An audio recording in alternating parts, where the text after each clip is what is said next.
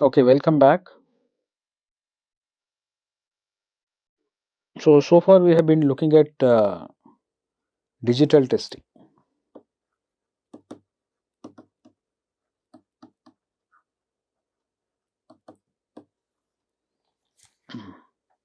So we have talked about fault models,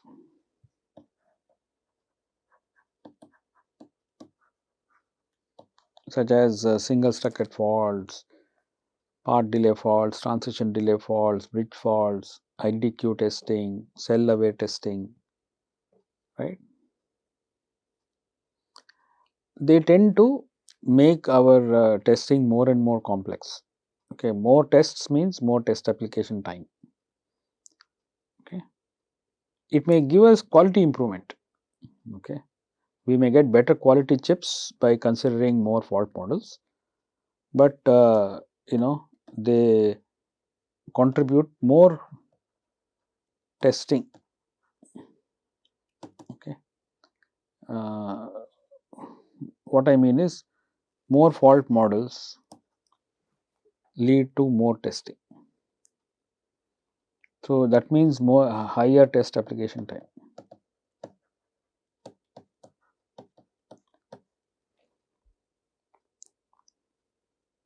And higher test application time means higher test cost.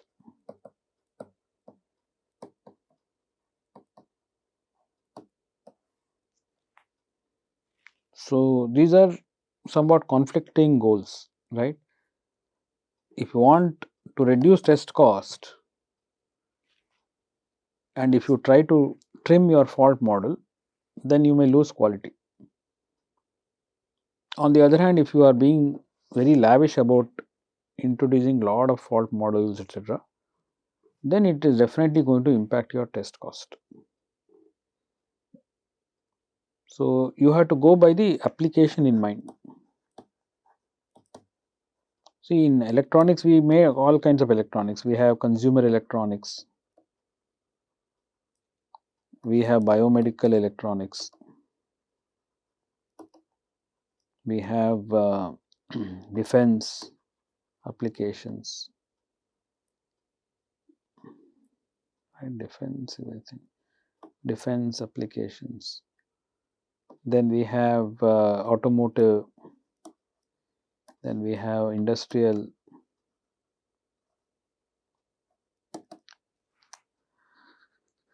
So when it comes to consumer electronics, maybe cost is quite important. Okay, you cannot afford to have high costs because consumers are very cost conscious. But on the other hand, biomedical, defense, auto, industrial, cost may be less important than quality. Okay.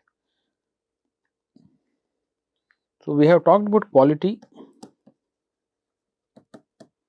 and I think we have mentioned reliability.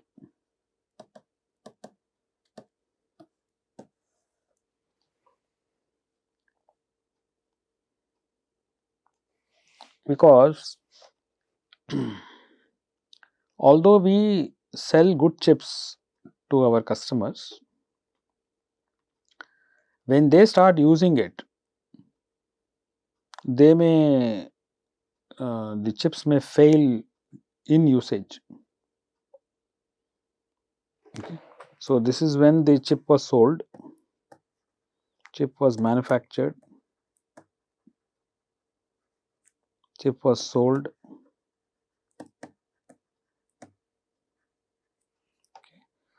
Then the equipment was made, right, and equipment was sold.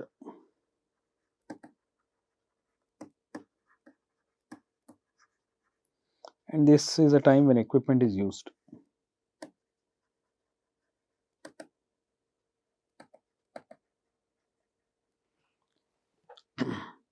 But throughout, the chip is exposed to environmental conditions, moisture, temperature, temperature variation,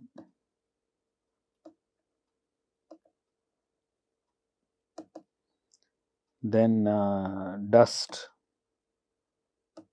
vibrations, right, and fluctuation in voltage.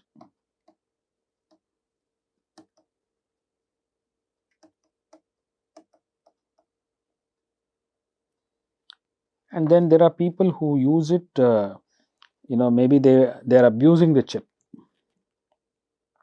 Okay, they are, let us say in the gaming industry, right? The because of high power dissipation, because of high speed at which these chips work, they may go bad. Okay, so how you use the chip is also going to be important, right? Just like uh, they compare it to a person who takes care of their health, right, by eating just the good food and just the right amount, do a lot of exercises, right, they will remain healthy for a longer time, right. On the other hand, people who abuse overeating or whatever, eating very unhealthy food, not doing exercises, etc., etc., they will have possibly difficulties, things like that. The same is true for chips.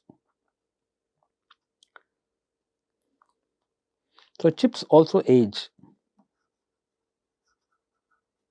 Okay, aging happens in chips also, and there are many reasons for aging, right. Um, so one of the things about aging is the threshold voltage of the transistors, right, that tends to sort of go up. Okay, so tends to increase over time.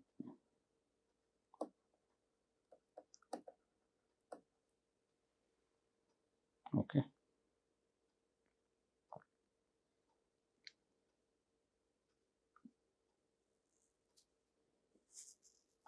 So that when VTH goes up, that means the transistor will become slower over time.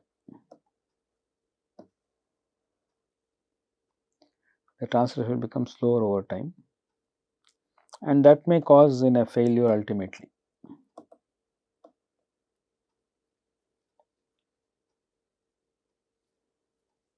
The other things that can happen is they may develop faults that don't exist to start with. An example is electromigration,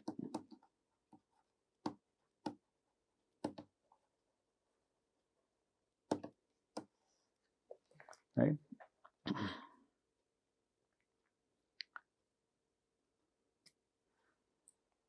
So if there is a wire,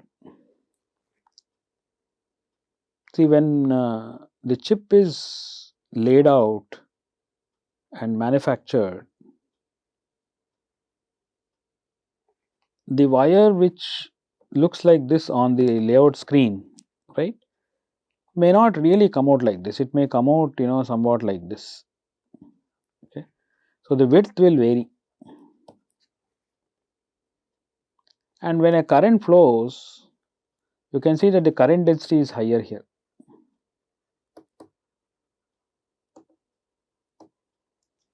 Okay, and the current density is lower here. So when a large current density, when high density current flows, okay, it may dislodge some metal ions. Okay, so metal may get you know it may get thrown away. Okay,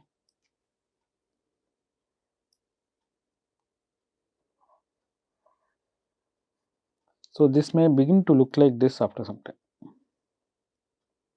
So some metal got, and over a period of time, many years, maybe 5, 4, whatever number of years, slowly, this may, develop a crack here. So this is known as electromigration, EM. And this metal that is getting dislodged may even cause a short circuit in the adjoining wire. So both of these could occur. A wire may become open over time, and the metal ions that got dislodged, they may go and find their way to a nearby wire, and they could also result in shorts. Okay. So opens and shorts may develop over time.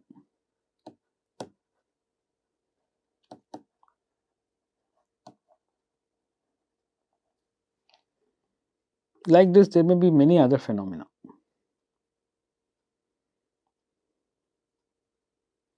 And the thing is, it doesn't happen overnight. It happens over a period of time.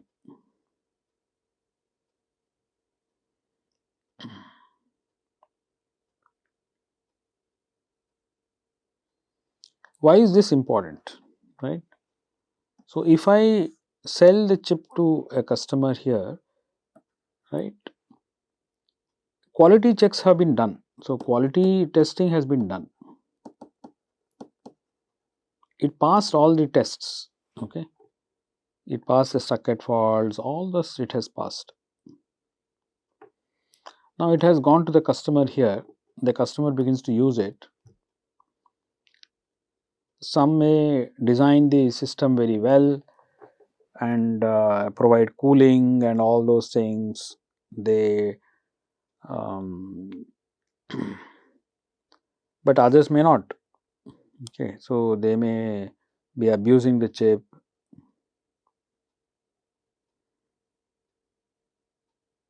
Thermal cycling could be happening. Voltage fluctuations could be happening. Right. See, if you buy some electronics and you put a regulator, you are taking good care of the electronics. But if you don't put that regulator, there will be a lot of fluctuation in the voltage, which can also cause failures. So if there is a lifetime that we can specify to the chip and say that it is like 3 years or 5 years, whatever that number is. If it fails here, it is of no, the vendor will not be worried, because it lasted for all its life. Okay. But if it fails here, then the customer can return the chip and can complain that the chip failed. See, if it is consumer electronics, it's not such a serious problem.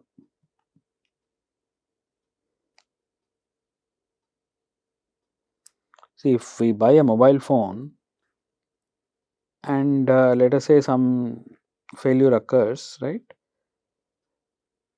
It's not going to be such a serious problem. Yes, we are frustrated that it failed very quickly and all that, but it is not going to cost anybody their life or anything like that. But on the other hand, if this was a defense electronics, or if this is automotive electronics, or if it is biomedical, or if it is industrial, the consequences may be very terrible, right? Imagine that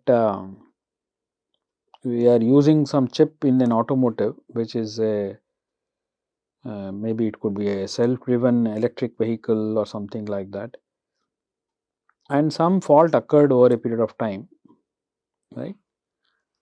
And that caused an accident. Okay, the car accelerated or did not start. Some such thing may happen. may result in an accident. So that can be catastrophic.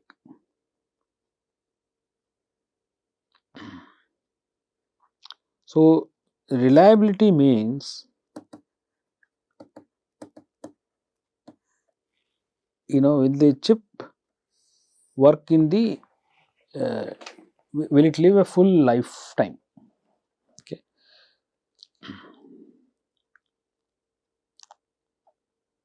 If it fails, during the lifetime, it is an unreliable chip.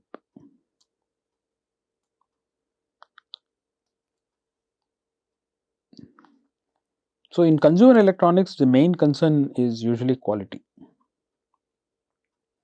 Reliability is less of a concern. But in these new sort of areas, reliability is equally important.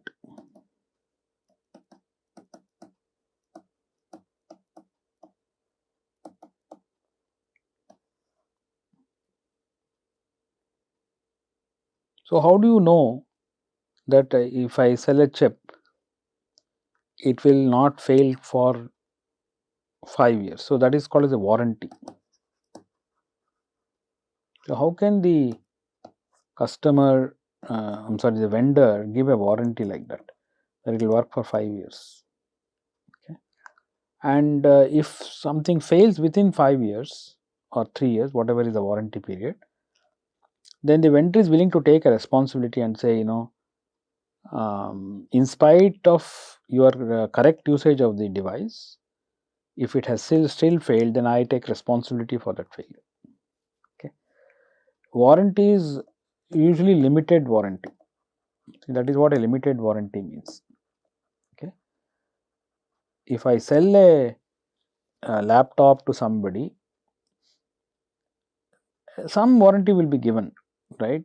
But if you are going to drop the laptop and break it, or pour coffee over it and things like that, something goes wrong, see that no warranty will be given for that.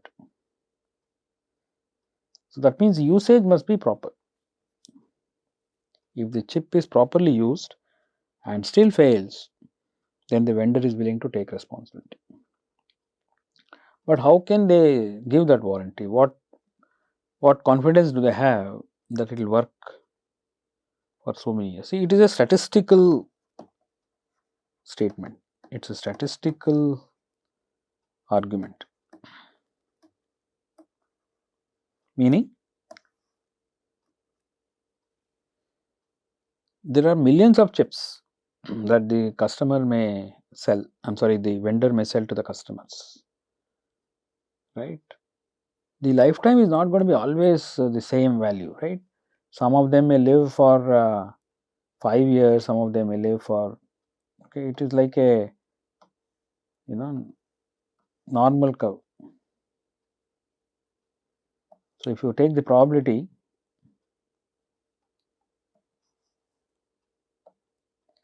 there will be some average value. Some of them may live beyond that, and some of them may live much less compared to that. There will be some which will possibly fail very quickly, and some may not fail for a very long time, but a lot of them will fail somewhere here. This is the statistical part of it. This is the probability of failure. This is time to failure.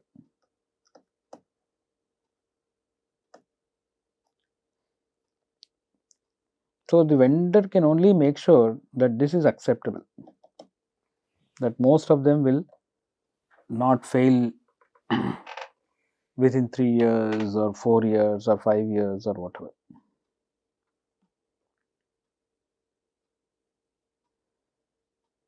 Now, to ensure this,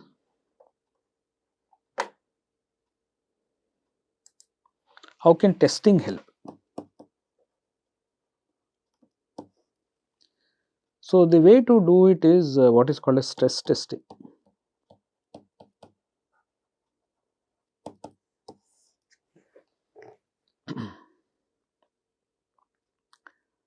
So, during the device operation, it will go through thermal stress, it may go through mechanical stress,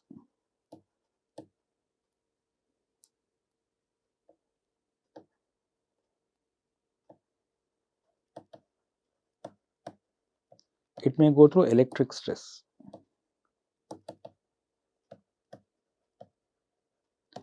Electrical stress means voltage may vary, the VDD may go up and down, right. Mechanical stress could be vibrations and things like that. Thermal stress could be temperature cycling, high temperatures followed by low temperatures and things like that, right. That may cause cracks to appear in the metal. Mechanical stress may cause the package to fail. Electric stress may have the similar, even transistors may go bad, because when the VDD increases, the field inside the oxide will increase, right. That may cause a failure of the device. Okay, the oxide may fail, right, gate oxide failure.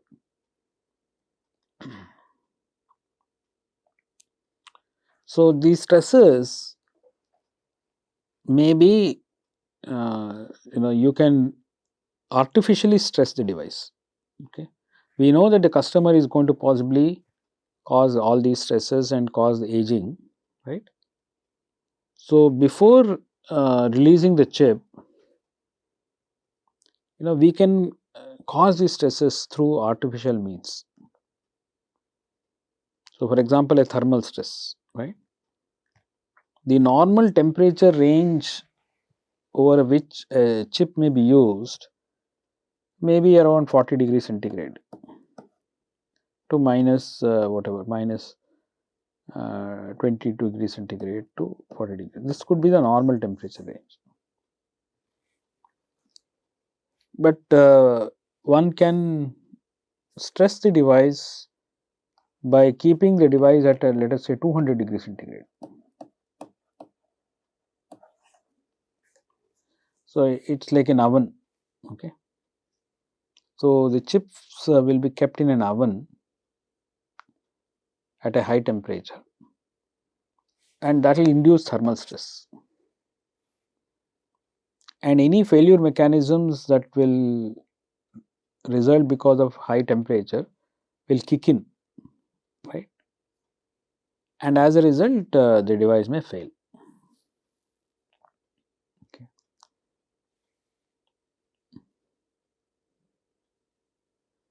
So, if you keep, let us say, a sample of maybe 1,000 such chips in the oven, many of them may fail because they have these fault mechanisms.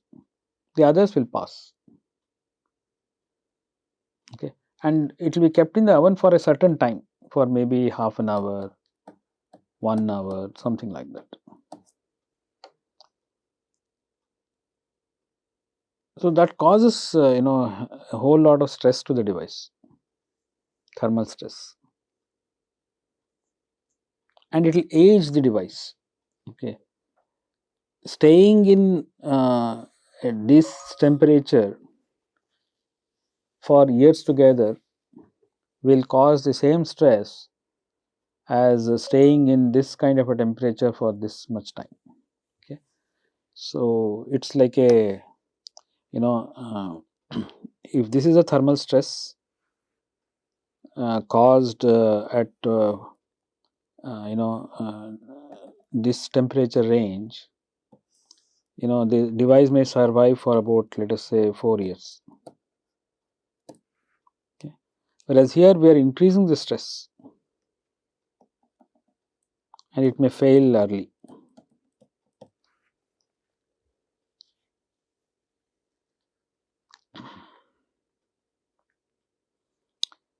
So, what it does is there are two kinds of chips that have reliability issues and chips that don't. Okay. So, this high stress will cause chips with reliability issues, inherent reliability issues will fail. The others will survive, and you can even sell those chips because they have survived the temperature stress. Another way to apply this is if you have this wafer, right, you can select chips from different areas of the wafer and subject them to thermal stress, and then maybe you can draw a conclusion about which parts of the chip, maybe you will notice a pattern that certain area of the chip they are not they are failing their stress test. So that may throw some light on some problem here, or it could be that chips manufactured in a certain time frame, wafers that were manufactured in a certain time frame are all failing because of some reason. So, it may be because some manufacturing problem happened during that period. Okay. So, there will be a reason why reliability failures are appearing.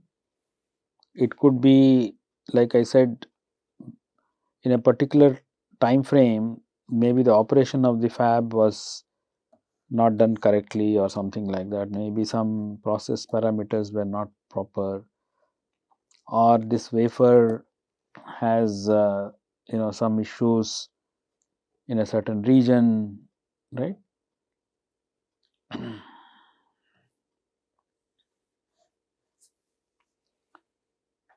So, they talk about what is called as a bathtub curve.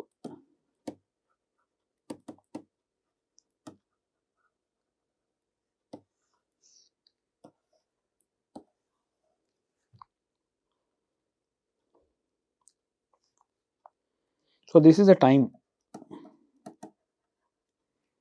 and this is the the failure probability.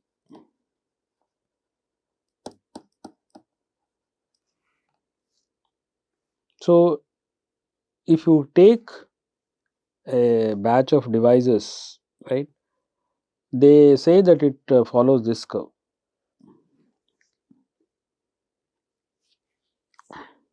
A lot of devices will have what is called as infant mortality,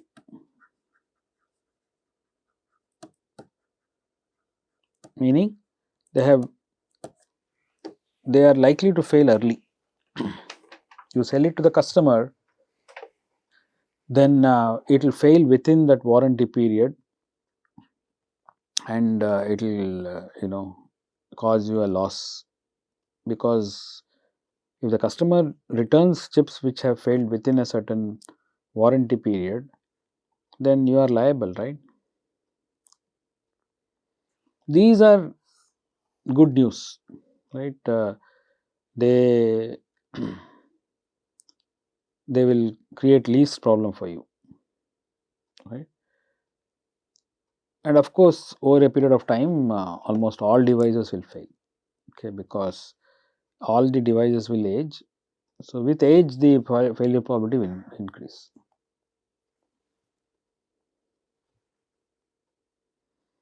So, one of the things about stress testing is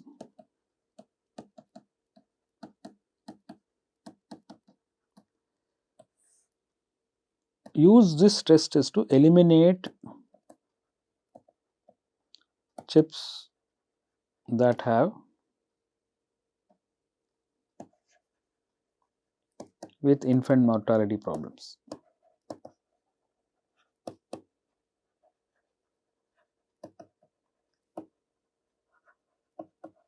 meaning these chips are likely to fail within the warranty period. So, we should try and identify such chips and throw them away. Don't sell them to customers. They are good chips, meaning if I did not do stress testing and only did the conventional stuck at fault testing, etc., they will possibly pass. But when you stress test them, they will fail. Okay. So, these devices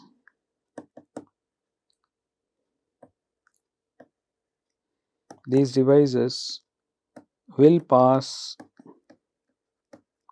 stuck at fault, bridge fault, and all these other tests under normal conditions.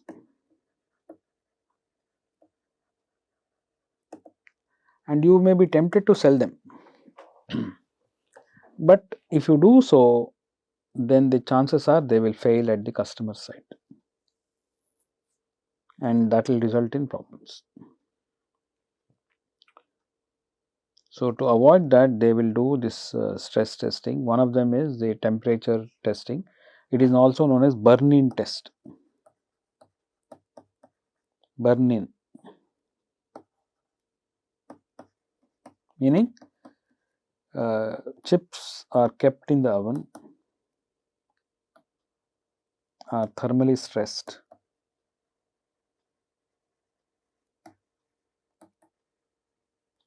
by placing them in a high temperature oven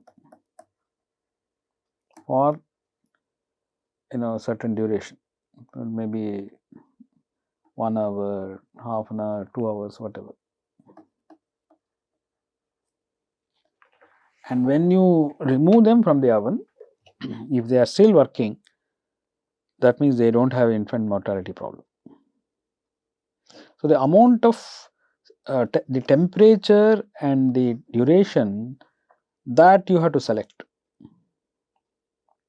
Okay. If you keep them for too long, maybe everything will fail. And if you keep it at a very high temperature, maybe all of them will fail. Okay. So, you have to adjust those values depending on what your warranty period is, what is your manufacturing technology. Maybe you have an excellent manufacturing technology. So, maybe you do not have to, in that case, very few will possibly fail the, very few of them may have infant mortality. So, this is dependent on the fab, and you may become better and better over time. You may evolve your manufacturing processes, right, and over a period of time your infant mortality rate may be coming down for a particular device. So, you can adjust the burn-in temperature and duration based on that.